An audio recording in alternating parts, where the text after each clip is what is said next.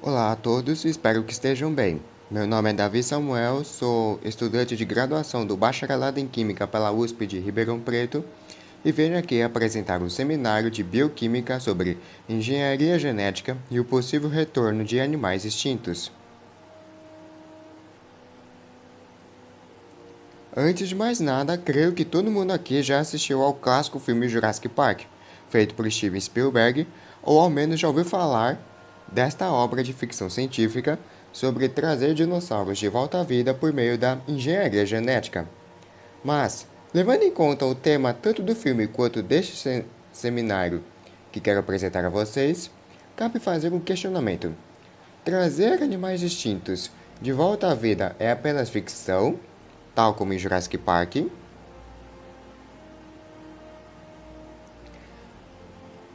ou já é realidade, com a notícia que recebemos do que seria o retorno do lobo terrível promovido pela empresa Colossal Biosciences. É sobre isso que quero analisar com vocês.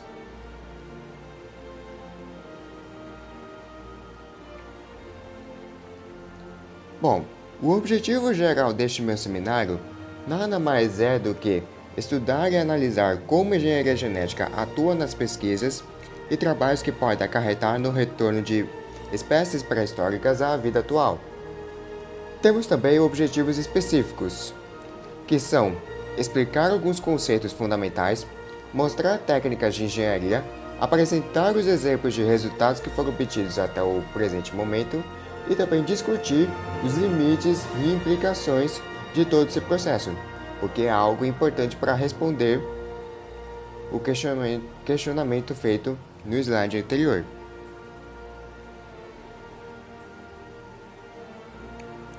Pois bem, precisamos ter em mente alguns conceitos básicos para prosseguirmos com a apresentação.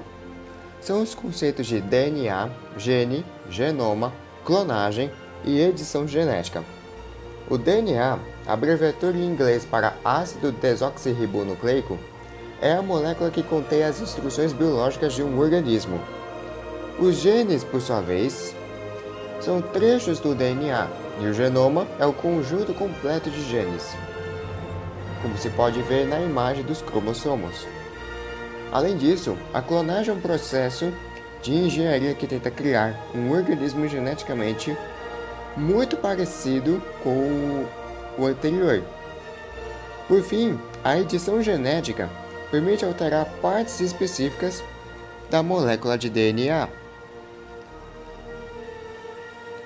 Agora vamos tratar de dois conceitos extremamente importantes nestes dois próximos slides. Afinal de contas, o seminário que estou apresentando é sobre engenharia genética. Mas o que é engenharia genética? De acordo com a Enciclopédia Britânica, engenharia genética é a manipulação, modificação e recombinação artificiais do DNA ou de outras moléculas de ácido nucleico, com o objetivo de modificar um organismo ou uma população de organismos. O termo engenharia genética geralmente se refere aos métodos da tecnologia do DNA recombinante, que surgiu da pesquisa básica em genética microbiana. As técnicas empregadas em engenharia genética levaram à produção de produtos de importância médica, incluindo insulina humana, hormônio do crescimento humano e vacina contra a hepatite B, bem como ao desenvolvimento de organismos geneticamente modificados, como plantas resistentes a doenças. E o que é a desextinção? Também de acordo com a Enciclopédia Britânica, desextinção é o processo de ressuscitar espécies extintas. Embora antes considerada uma ideia fantasiosa, a possibilidade de trazer espécies extintas de volta à vida foi ampliada pelos avanços em reprodução seletiva, genética e tecnologias de clonagem reprodutiva. Um dos principais avanços foi o desenvolvimento, na década de 1990, de uma técnica conhecida como transferência nuclear de células somáticas, que foi usada para reproduzir o primeiro clone de mamífero, a ovelha Dolly, nascida em 1996 e falecida em 2003.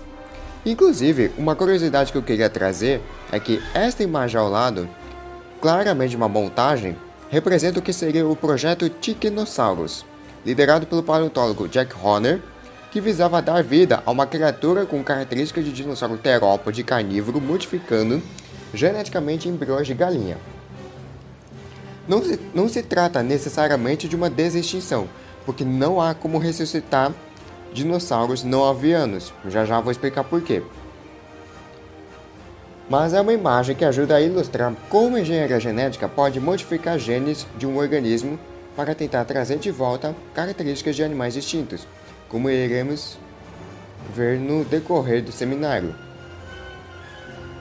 E é também para mostrar que tem gente louca neste mundo disposta a fazer tudo para chamar atenção, como transformar galinha em Velociraptor.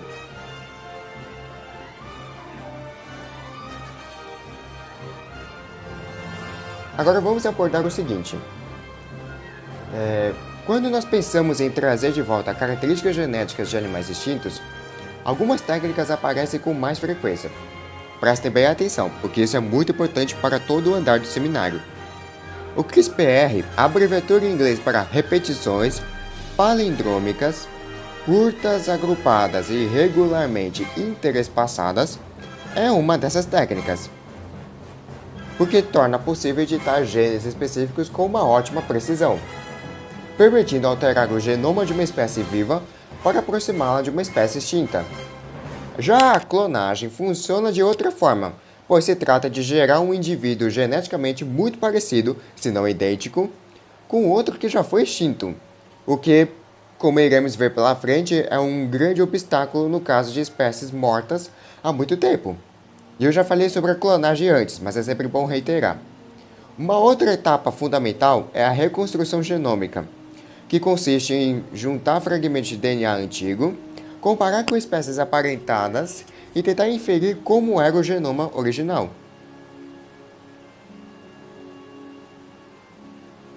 E isso é muito importante, porque na maioria das vezes o DNA disponível está incompleto e degradado. Por fim, temos a biologia reprodutiva, que trata de como esse embrião poderá se desenvolver até o nascimento. Mesmo que o genoma seja reconstruído, ainda deve-se garantir implantação, gestação e desenvolvimento adequados, geralmente usando uma espécie aparentada como mãe substituta. Então, vemos que essas técnicas mostram que a desextinção não depende de um único método, mas da combinação de várias etapas altamente complexas. Aqui vou listar para vocês exemplos de animais extintos que podem voltar à vida, entre aspas. Depois vocês vão entender o porquê de eu escrever voltar à vida, entre aspas. São eles o mamute lanoso, o rinoceronte lanoso, o tigre da Tasmânia, o pássaro dodô e o moa. O que eles têm em comum? São animais extintos de tempos mais recentes, dos períodos Pleistoceno e Holoceno, e que são mais fáceis de se preservarem, como no caso do mamute e do rinoceronte lanosos, com espécimes sendo encontrados congelados no solo de permafrost. Mas por que não seria possível fazer a mesma coisa com dinossauros? Por duas razões. A primeira é que dinossauros, principalmente os não avianos, são seres da era Mesozoica, de 250 a 66 milhões de anos atrás, cujo DNA é muito mais antigo e muito mais degradado, praticamente ausente agora, do que os grandes mamíferos do Pleistoceno, que viveram algo em torno de centenas de milhares de anos, mais ou menos. E a segunda razão... Bem...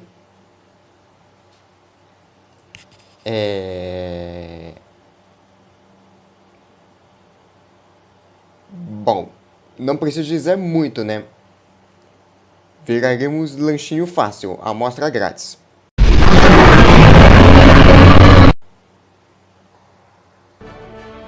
Agora sim, vamos para o que interessa.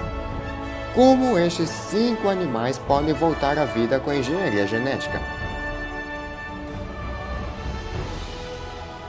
Vamos começar pelo mamute lanoso. É claro que nenhum de nós viu esses gigantes de tirar o fôlego em nossas vidas, porque eles foram extintos há milhares de anos. Embora antes acreditasse que eles tivessem desaparecido durante a última era do gelo, uma descoberta recente revelou que a última colônia isolada de cerca de 500 a 1000 mamutes lanosos viveu na ilha de Wrangel, no Oceano Ártico, há apenas 4.000 anos atrás. Ao contrário dos elefantes que conhecemos hoje, que povoam habitats como as savanas da África e as selvas asiáticas, os mamutes lanosos podiam ser encontrados na tundra, que se estendia pelo norte da Ásia, muitas partes da Europa e a parte norte da América do Norte. Suas orelhas menores, caudas mais curtas e pelagem extra grossa os protegiam da hipotermia e os tornavam bem adaptados a essas condições frias. Na verdade, o mamute lanoso desempenhou um papel tão fundamental na manutenção desse ambiente que ele também recebeu o apelido de estepe dos mamutes. Muitos cientistas acreditam que os mamutes lanosos desapareceram quando o clima ficou mais quente e sua fonte de alimento mudou, embora, sem surpresa, também pareça que os humanos e seu hábito de caça excessiva possam ter contribuído para isso. Mas será que poderemos ver o mamute lanoso novamente em breve? A possibilidade é maior do que você imagina. Ao longo dos anos, alguns espécimes de mamute lanosos bem preservados foram encontrados congelados no permafrost siberiano e estes podem ser a chave para reviver a espécie extinta há muito tempo. Pode parecer algo saído de um filme de ficção científica, tal como Jurassic Park, mas os cientistas têm esperança de que em breve possamos ver animais que antes considerávamos extintos retornarem por meio de algo que eles chamam de desextinção, como já falei para vocês anteriormente. E aí, a possibilidade de ressuscitar espécies por meio da desextinção tornou-se cada vez mais provável graças aos avanços nos campos da reprodução seletiva, da genética e das tecnologias de clonagem reprodutiva. Na segunda metade do século XX, surgiram ferramentas que permitiram aos cientistas isolar e analisar o DNA dos ossos, pelos e outros tecidos de animais mortos, como mamutes congelados.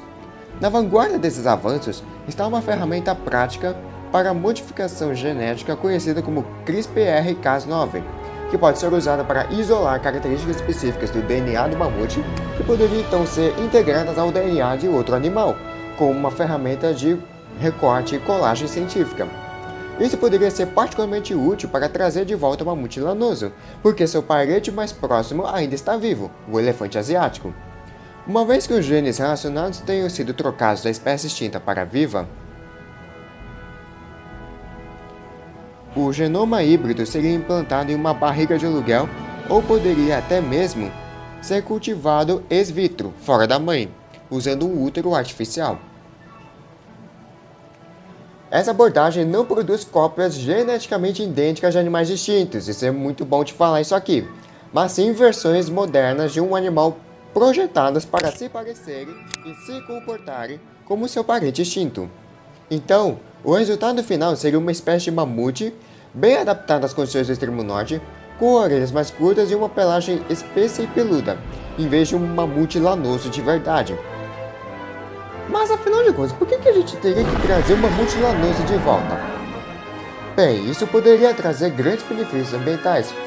De acordo com George Church, o pesquisador que lidera a equipe de ressuscitação do mamute lanoso de Harvard, trazer de volta esses gigantes poderia ajudar a converter a tundra ártica de volta às pradarias que existiam durante a última era do gelo. Veja bem, mamutes e outros grandes herbívoros que percorriam os antigos ecossistemas árticos ajudavam a manter as pradarias, derrubando árvores e espalhando sementes de grama em suas fezes. Mas quando esses animais desapareceram, o ecossistema se transformou na tundra musgosa e na taiga que vemos hoje, com o permafrost começando a derreter, liberando gradualmente dióxido de carbono prejudicial na atmosfera. O geofísico russo Sergei Simov já realizou extensas pesquisas comprovando que a tundra pode ser convertida novamente em pastagens com a reintrodução de animais herbívoros. Com uma manada de mamutes participando de algo assim, os resultados poderiam ser realmente surpreendentes. Mas quão perto estamos de trazer o mamute lanoso de volta? Em 2017, Church disse que poderíamos ver mamutes lanosos vivos em alguns anos, enquanto o Dr. Tom Ellis, que lidera pesquisas em biologia sintética e engenharia genômica no Imperial College de London, acredita que ele levará pelo menos 10 anos. Mas as coisas estão avançando a cada ano. Em 2019, cientistas de ponta no Japão fizeram uma descoberta importante quando células recuperadas de um mamute preservado de 28 mil anos apresentaram sinais de vida. Portanto, neste momento, certamente parece ser não uma questão de se veremos esses gigantes caminhando entre nós novamente, mas sim quando.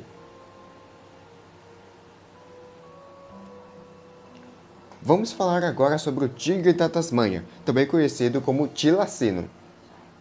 A Austrália é lar de algumas das faunas mais maravilhosas do planeta, ou melhor, era até a chegada dos europeus. Os colonizadores não foram muito gentis com a vida selvagem da região, e uma das espécies que acabaram dizimando foi o tilacino, também conhecido como tigre da Tasmânia, sendo uma espécie totalmente diferente do diabo da Tasmânia. Este marsupial carnívoro já foi encontrado na Nova Guiné, Austrália e sul da Tasmânia. Era noturno e se alimentava de cangurus e outros marsupiais. A perseguição ao tilacino começou quando fazendeiros alegaram que o animal matava seu gado, embora a extensão disso provavelmente seja exagerada. Em 1936, o último tilacino morreu devido à negligência no zoológico de Hobart, e a espécie finalmente sucumbiu a uma triste extinção. E as coisas só pioraram.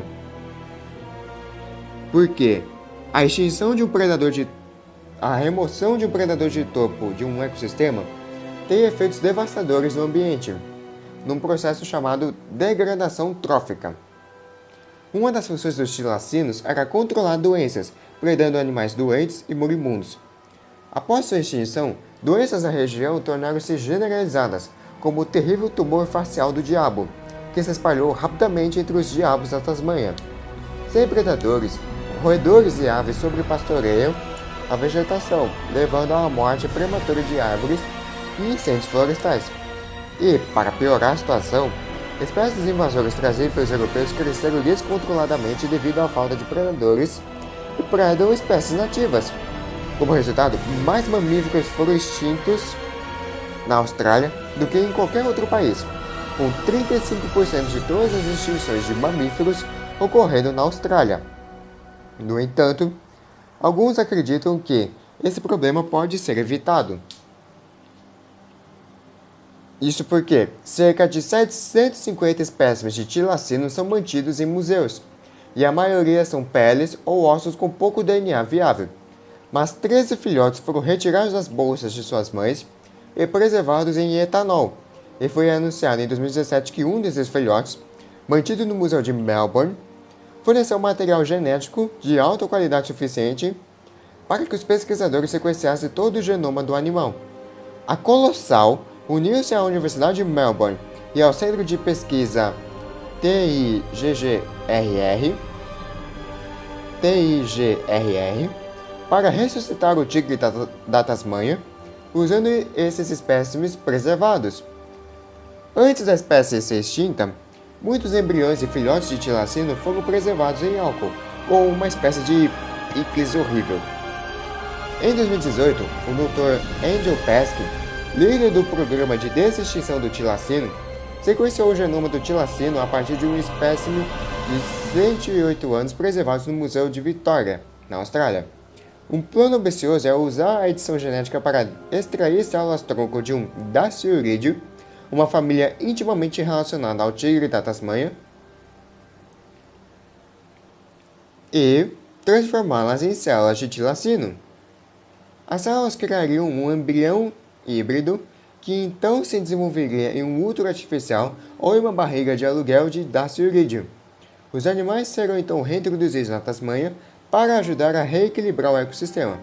Esperamos que o tilacino tenha uma segunda chance.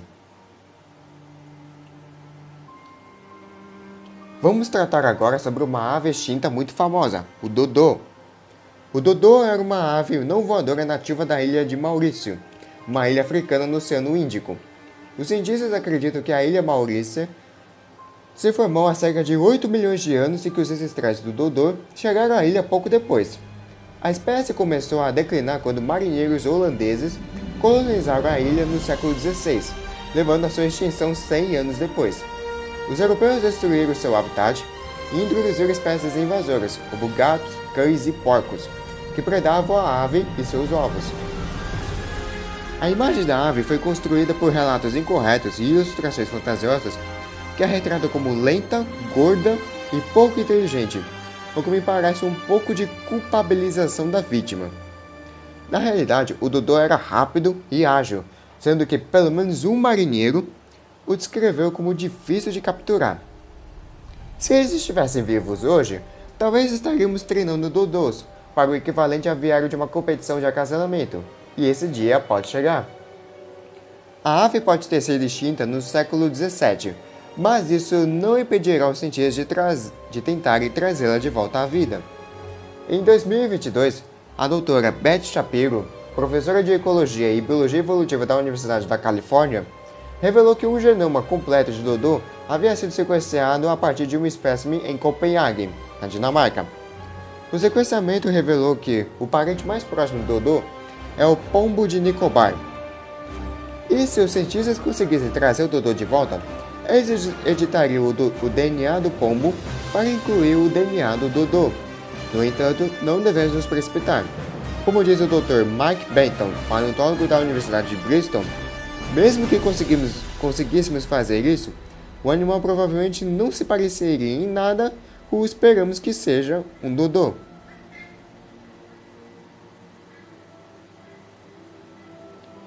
Outro problema é que mesmo que os cientistas conseguissem criar um embrião híbrido de pombo e Dodô, eles não teriam onde mantê-lo.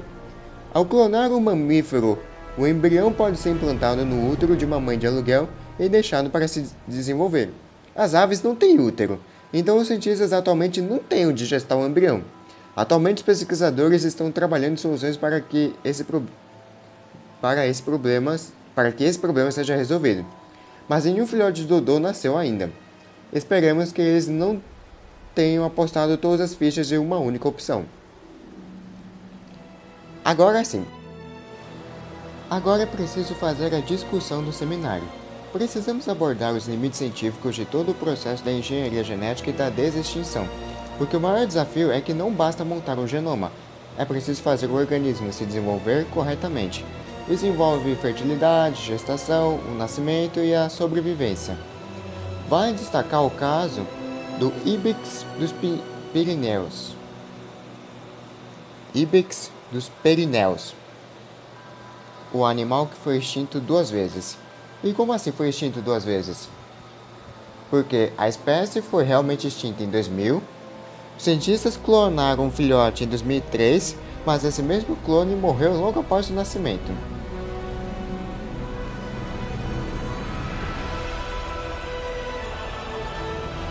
Além disso, um animal gerado em laboratório pode não ter exatamente os mesmos comportamentos, adaptações e nem mesmas características genéticas da espécie original.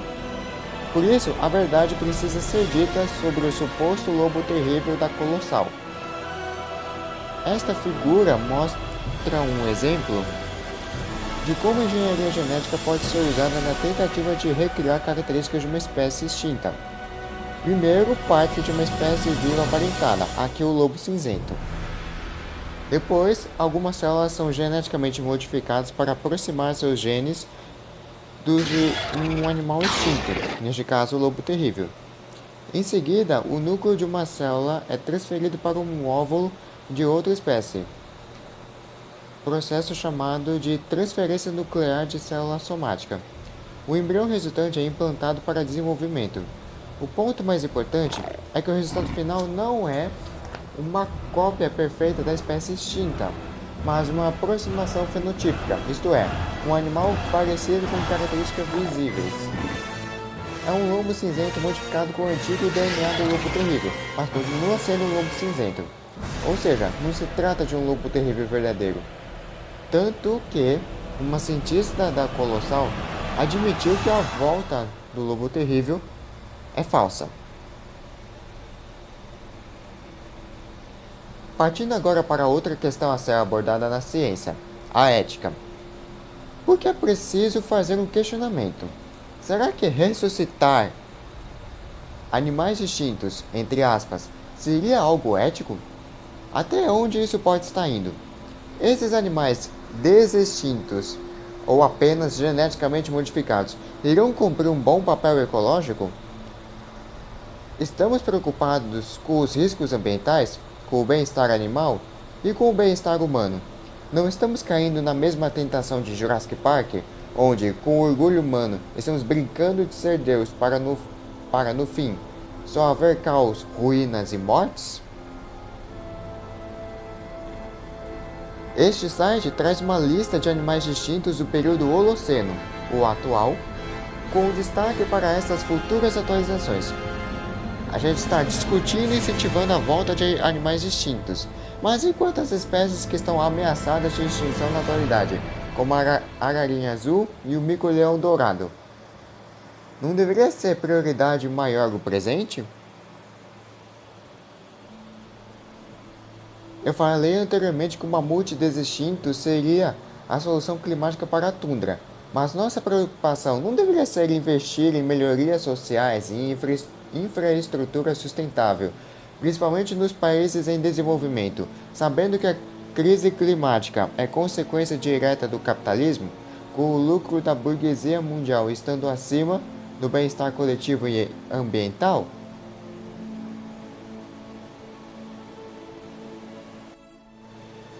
Aqui é para mostrar a vocês que toda discussão sobre o retorno de animais extintos por meio da engenharia genética continua com diferentes pontos de vista.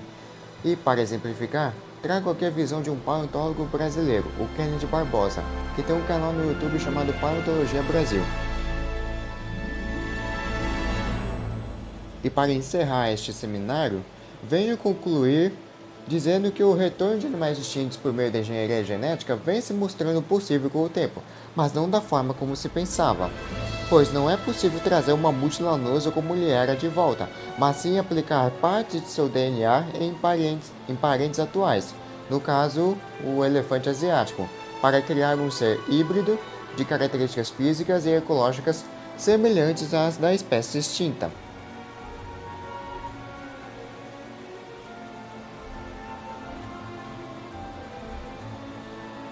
E aqui estão as principais referências bibliográficas utilizadas para este seminário.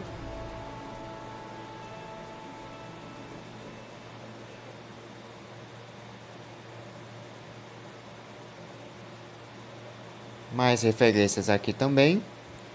E eu vejo vocês numa próxima.